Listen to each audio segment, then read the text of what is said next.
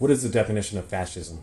The Webster Dictionary definition of fascism is a political philosophy, movement, or regime that exalts nation and often race above the individual and stands for 1. A centralized autocratic government headed by a dictatorial leader, 2. Severe economic and social regimentation, and 3. Forcible suppression of the opposition. Now, this is a more liberal version of the technical definitions of fascism. Hello, I'm Jabari Jones, and welcome to Focus on Fascism, where we educate the public about the rising tide of fascism, not only in this country, but abroad.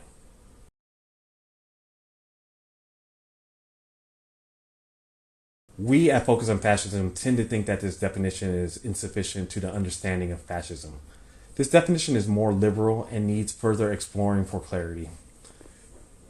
People tend to think of fascism through the lens of the Nazi or the Italian regimes, and they would be correct. But to compare to the modern day fascists, their tactics are different but equally as frightening. To further define fascism and all of its traits through the liberal and fascist lens is Gerald Smith, a community organizer and one of the leaders of the Oscar Grant Committee. So, what are some of those features of fascism? Okay, so since I said fascism cannot be simply defined in a sentence, what are some of those features of fascism?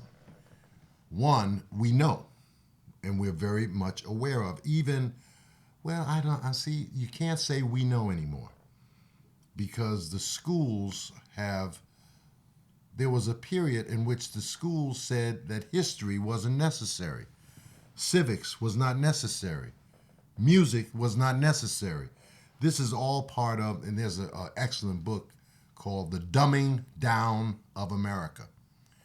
And this taking away motivation from students, like some children, if they learned music, they would learn mathematics because they want to know how to do an eighth note.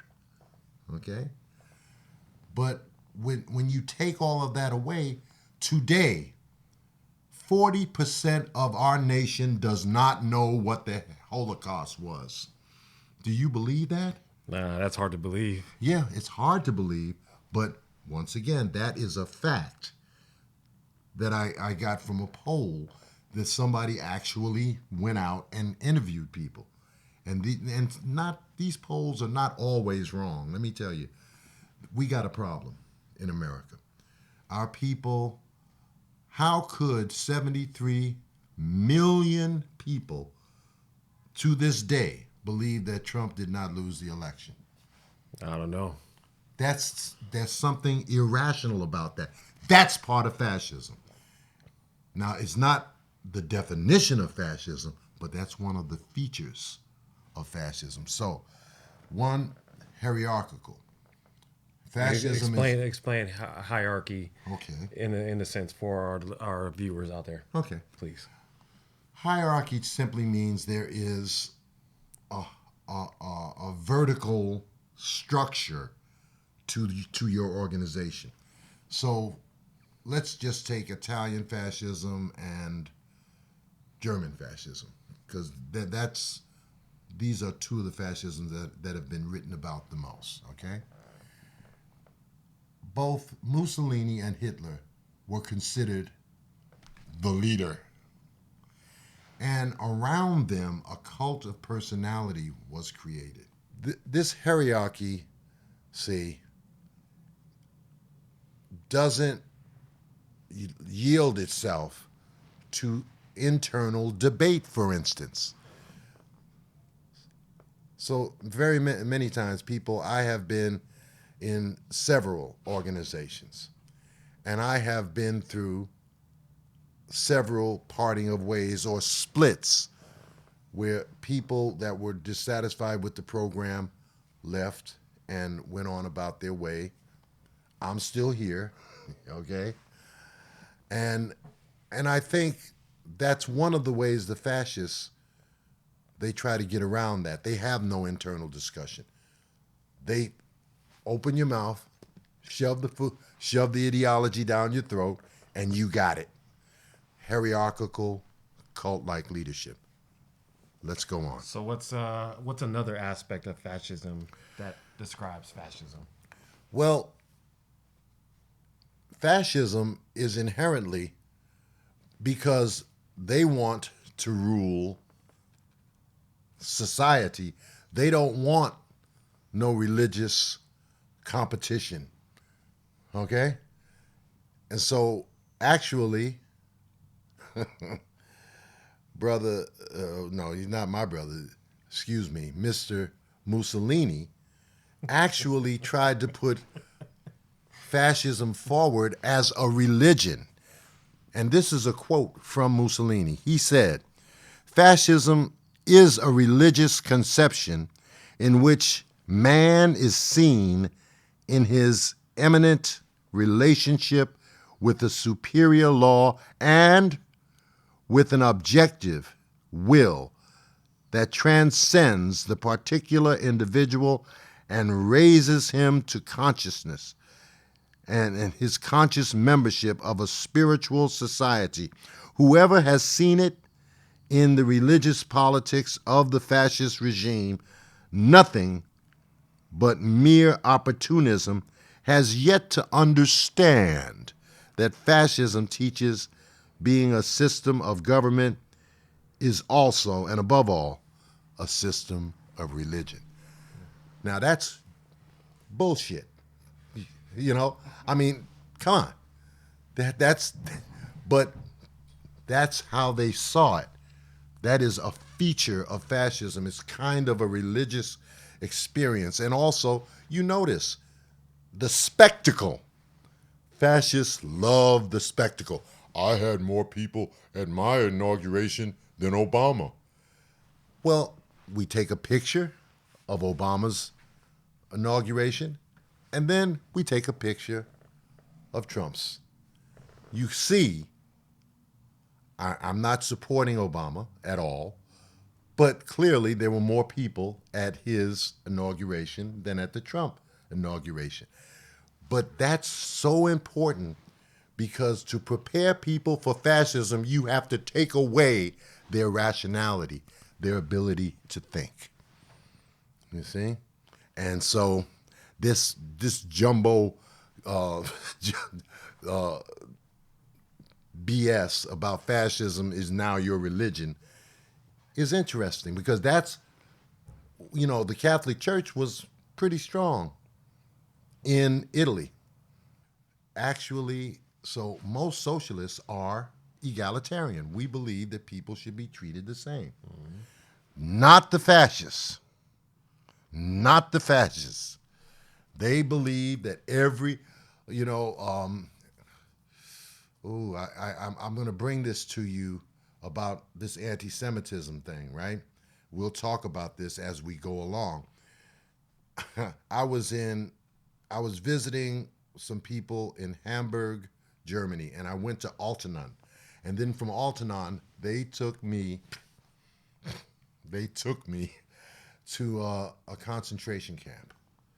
And there I learned, against my will, because it was very dreary.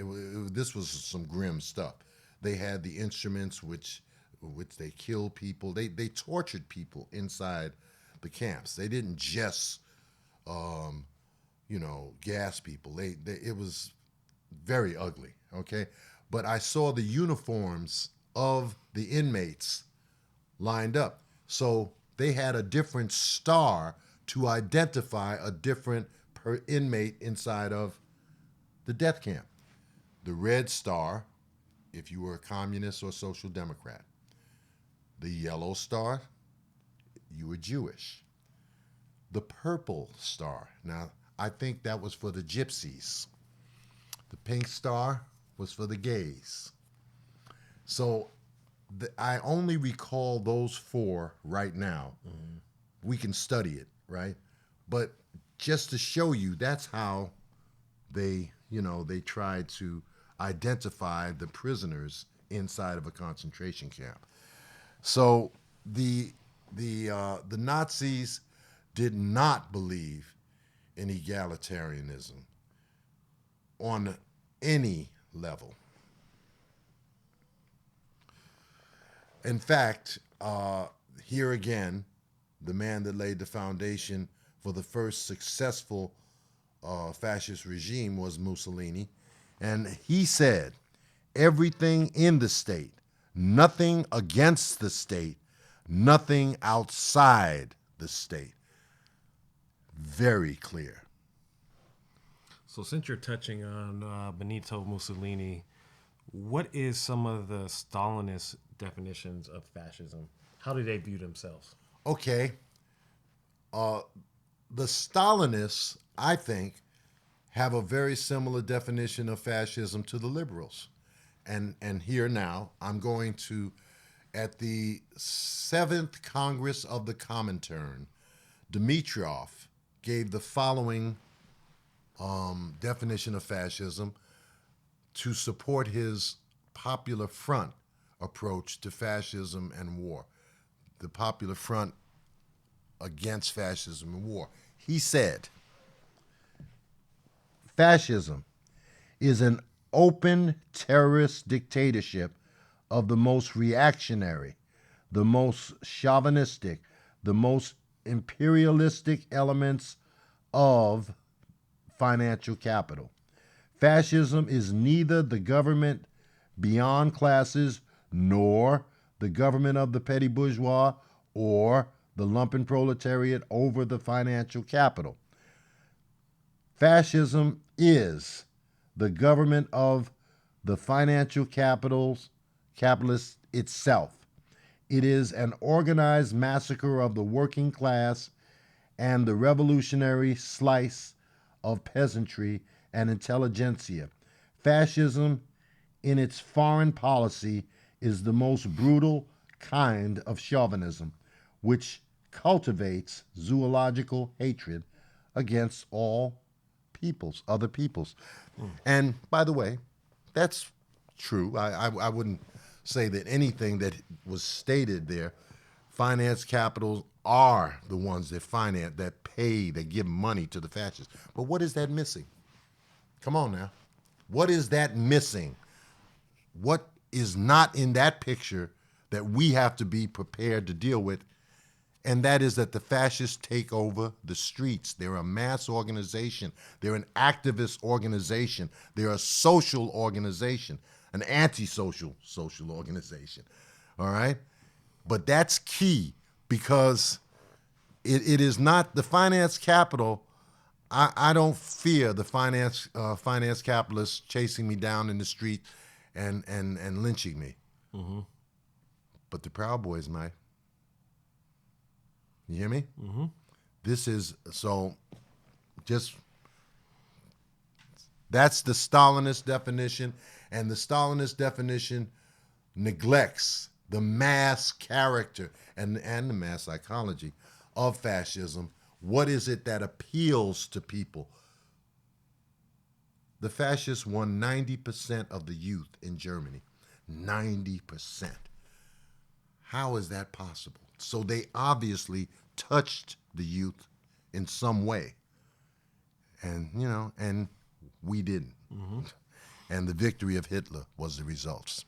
Is there anything missing outside of some of the definitions that you gave for liberal socialism? I mean, not socialism, but liberal fascism versus the Stalinist fascism. Is there anything missing that we tend to overlook? Oh, yeah.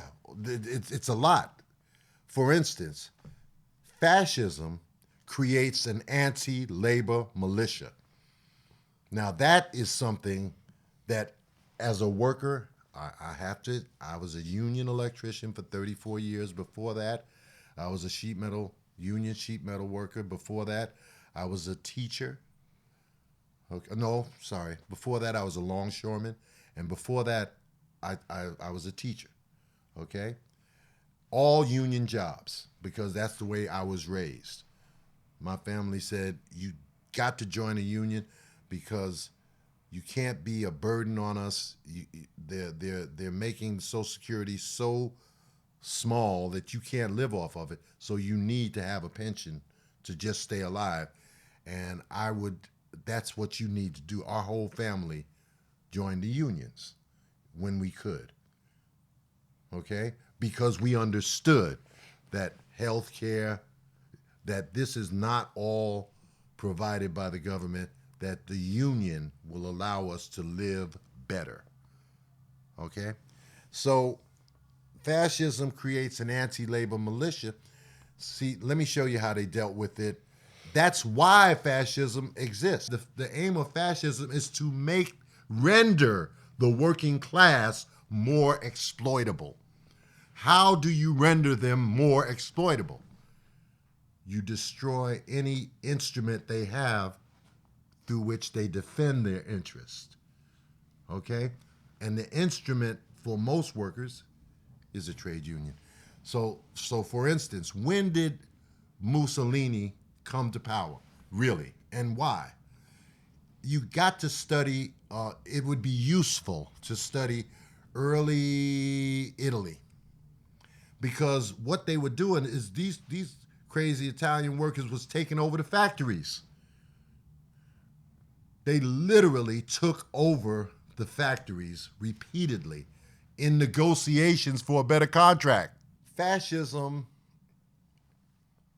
is on the rise in America, but it is not yet fully formed. It is still in its infant stage. And that's why we can smash it. Oh yeah. But in its full adult form, what fascism did, I just told you, that's what Mussolini, when they showed up, they would terrorize the whole city, the whole town. Now, how did Hitler deal with it? Hitler dealt with it the following way. They would they wanted to discourage strikes. So a German union was having a meeting to discuss a strike. The Nazis would send, now this is a meeting where there's 800, 2,000 people to vote for a strike. What would the Nazis do? The Nazis come in with 50 people. They have 500 leaflets or so. They throw the leaflets up in the air, and then they start going through the crowd with pipes, beating people. And by humiliating those workers and beating them down, guess what doesn't happen? The strike vote. Mm-hmm. You disperse the meeting, there's no strike vote. Yeah. Well, guess what? Now, see, if you have to think about this, you also demoralize the most conscious, class conscious, and creative political class in society. How many times can you do that before people lose confidence in their class and in themselves? Well, what did the leadership of the Social Democrats say when these fascists came in and broke up the trade union meeting? They said, don't worry about it. We got this. We'll call the chief of police and let him know. Let him know that we will not tolerate the fascists stopping our meeting. Well, wait a minute. The chief of police is working with them. In fact, we are going to make a film at one point that is called The Cops and the Klan Go Hand in Hand, which shows the collaboration of the armed forces and the police. And so, in conclusion, with the rise of groups like, anti-racist and anti-fascist, also known as Antifa, what are some of their solutions to this scourge on America and worldwide? Man, you know what? Jabari, that's the problem. I love them, and I work with Antifa. I consider myself an Antifa. Yes, I am an anti-fascist. But they don't be thinking. No. They think that they meet the fascists where they go. So wherever the fascists show up, Antifa shows up, and they get to fighting and carrying on. And most people don't understand. In fact, I know people that have anti-fascist leaning that denounced Antifa and said that Antifa was actually hurting the situation until Charlottesville. Charlottesville was the turning point at which people began to understand that this is a definite threat to to so-called democracy. Mm-hmm. But more importantly for us, I don't defend democracy, but I defend democratic rights. There's a difference. The right to go on strike, the right to demonstrate. These are rights that I support. I do not support the right to exploit labor, for instance. I'm trying to bring an end to that. So sometimes rights collide. Okay, let's keep it here. So, for instance, what we see, and I talked about it earlier, the anti-intellectualism, and what? And the worship of action for action's sake. That's where I think that's what the fascists believe in, mm-hmm. and that's where I'm afraid Antifa falls in, that just meet them with action, and that's not true. We need to have a leadership. We need to have a revolutionary leadership that where people think about this, we do not recognize free speech rights for fascists because genocide is not debatable. And in fact, as soon as they came to power, that's when they started burning the books. Mm-hmm. You know, we want to read the books, okay? Hitler himself confesses the following. He says, and I quote him, "Only one thing could have broken our movement. If the adversary had understood its own principle and from the first day had smashed with the most extreme brutality the nucleus of our new movement." That is Hitler explaining to us what we need to make our program. This is not, Focus on Fascism is not a liberal chimera where we trying to, sound nice and use big words. We are trying to educate the proletariat, the working class, as to what their historic tasks are. Thank you. While some form of fascism has been around for at least the past 100 years, we are far from eradicating this scourge. We do, however, have a few groups actively and willingly trying to suppress these groups from the mainstream. For example, in 2016, we had the anti-racists going against the Nazi Party marching on the Sacramento Capitol. 2017, we had Charlottesville, Virginia, where people marched against the alt-right, aka the racists, in Charlottesville, Virginia. Please tune in to future episodes where we will explore the rising tides of fascism, not only in this country, but abroad, and the groups actively and willingly trying to suppress these groups.